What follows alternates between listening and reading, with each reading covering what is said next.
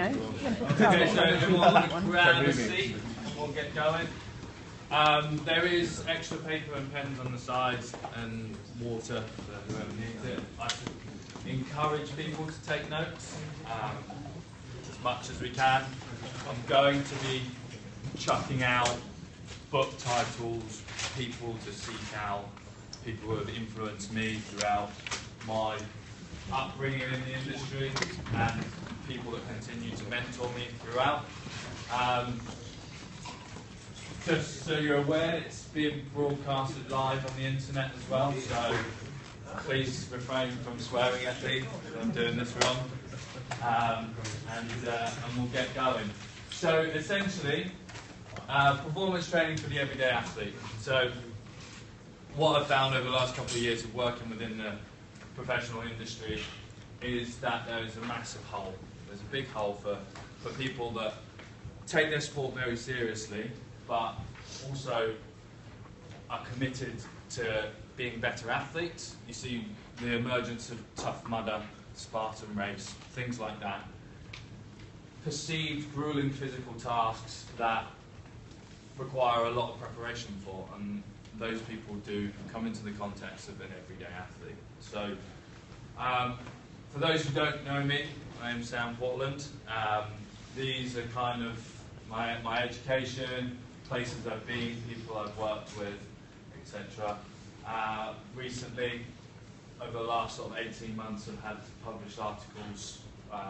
First big one for me was being published in Holland and Barrett magazine, Healthy Men, and then just today I've been published on Elite FTS, which is a worldwide performance publication. So for me, I'm very pleased to celebrate it today with the seminar. So, what I do, what happens in the gym, kind of what it's all about. I've been told it's a good idea to start a speech with a joke. Well, don't get your hopes up. I'm not here to tell jokes. I'm here to pick a fight. I'm here to pick a fight with second place. I have about as much patience for second place as I do for flies in my suit. But maybe you like flies in your suit. Maybe you like second place. Maybe you like that you gave it your best, better luck next time, malarkey. They spoon-feed runner-ups. Let me put it another way. If you think second place ain't such a bad deal, why don't you ask Napoleon how he felt about coming in second at Waterloo? Not so good. Not so good. And you can spare me, it's not whether you win or lose or how you play the game bullshit. I guarantee you whoever said that lost the game. Moral of the story? Come in first. Still want to hear a joke? Fine. Here's one for you. Knock, knock. Who's there? The guy that finished second.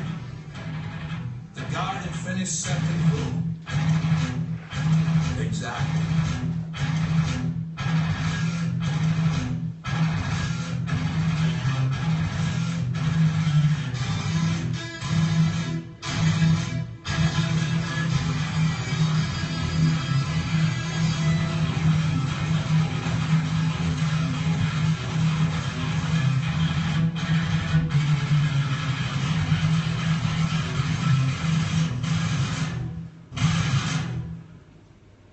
Okay, so what's a presentation without a highlight reel? This is going to provide a lot of significance to you towards the end of the seminar, and we're going to touch on this, and it's probably a really good diagram to draw. Draw yourself a pyramid. So, again, we touched on athletes, we touched on semi-professionalism, people wanting to aspire to be the best, and this is kind of, someone goes, oh, you're a semi-professional footballer, I play French and I'm a semi-professional rugby player, so they automatically assume you're an amazing athlete, and sometimes we know that this is really not the case. I've seen this film, okay?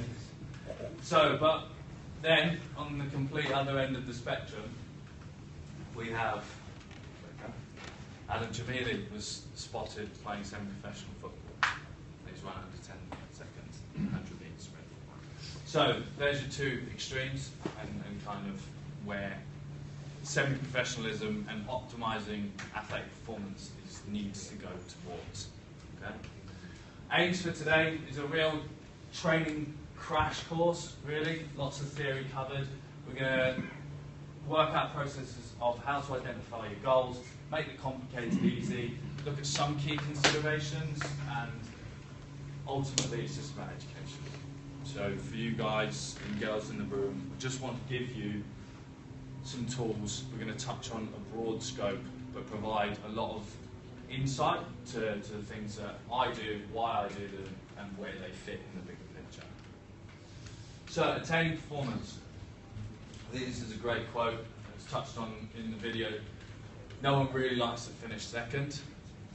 You know, the objective of sport in a performance sense is to assert dominance over your opponent and win. So I think this really holds true. And as well, if you take this into the confinements of the gym, you know, you are only worth your ambitions and what you want to achieve. I argue that someone with lesser ambitions always chases a heavy weight on the bar. Someone with great ambition has no problem with taking the weight off and focusing on control, stability, movement, and optimizing performance. Components of performance. So just have a quick read of these as they go through. And that's what we've done. So this is why this is very, very important to you. So we're going to go through and touch on all of these and how they fit, and ultimately how they fit into the bigger picture of a program. So first one, flexibility and mobility. I want everyone to do a real simple test and touch your toes for me. So everyone up and touch your toes. Yeah, participation, you did sign up. Okay, cool. Everyone just stay standing. Careful, gentlemen. Okay. Albeit a very simple test, some people find it very difficult. Second one, we're going to look at what's called an overhead squat. So you find a little bit more space, just space yourself out a little bit. All I want you to try and do is put your hands above your head, thumbs facing backwards, and squat yourself down for me. Okay? Yeah. Yeah, nice and wide. Cool. Perfect. Have a sit down before someone falls over. So, now you've got two different tests. One's essentially looking at flexibility, one's looking at mobility. A simple touch your toes, looking at the flexibility, the range of motion around your lower back and what we call the posterior chain. And then the overhead squat is the sequencing of movement to perform an activity. Okay, and you need mobile joints to do so. Who found the overhead squat difficult? Trying to maintain position. You can be honest. Anyone feel it tight in their hips in here?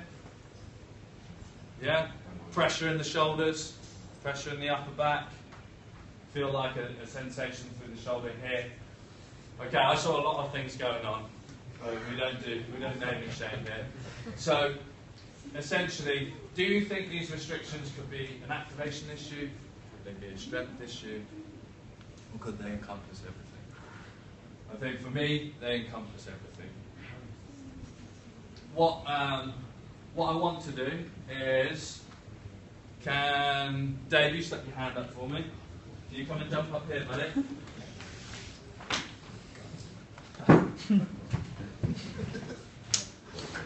He's big and strong, so I can pick him. Cool. So, jump yourself on the table, feet down this end for me. It's just on your back for me, please. So, what we do, active straight leg raise, is a real simple test. All I want you to do is take your right foot and pull it up to the ceiling. As far as you can go. So, there we go. That is not so obvious in this position, but it is. You can hold it there for me, so I'm going to illustrate a really good point for me. So what you can see here is our optimal angle wants to be up here. Okay? But as you can see him start shaking as well. This is what's going to bring us into the topic of joint centration. But at the same time, we can do something really easy to change this. Okay? All I want you to do is push into my hand for 3 seconds. And then relax. Good. Push into my hand for 3 seconds. And relax. Push into my hand for 3 seconds. And relax. Good. So all of a sudden, we've provided more range.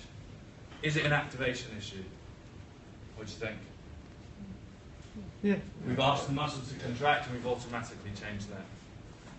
Okay? Real simple. Oh, thank you for that. So, I'm not a witch doctor, okay? But what we understand is what happens in joints in the body. So, and what we need to do is optimize this concept of joint centration. So it is centering the joints. So what happens in, for instance, in Dave's case, with probably most of the people in here, is that our body forgets how to fire, forgets how to sequence, and it forgets how to move. And it can all be, how many people sit down for a living? Yeah. So, I'm sure you've got great jobs when you sit down, but you sit down for a living. So, and that can cause havoc on a lot of things. And the muscles forget to work. So, take this, for instance, you've got an unbalanced pendulum. So, what joints, we're clever, the human body is very, very clever, but what it will do, to overcompensate for this, the opposite side will tighten up. We automatically create protection within our body. It's so clever, it hinders us. Because what you saw from Dave, when he lifted his leg up, who saw his leg start to shake? There's your strength issue. The activation issue was on the hamstring, across the glutes, okay, from a seated position. This is what happens. Things go to sleep. They get short, they get sleepy. Everything tightens up to protect them. But we can change that balance in the joint very, very quickly within 10 seconds on the table with real simple things. Okay, so it's kind of understanding flexibility just is multifaceted. So things that can affect it is posture, repetitive strain. So if we are repeating the same faulty movements, or again sitting down being a faulty movement, if we're repeating that over and over and over again, the body gets used to it. It adapts.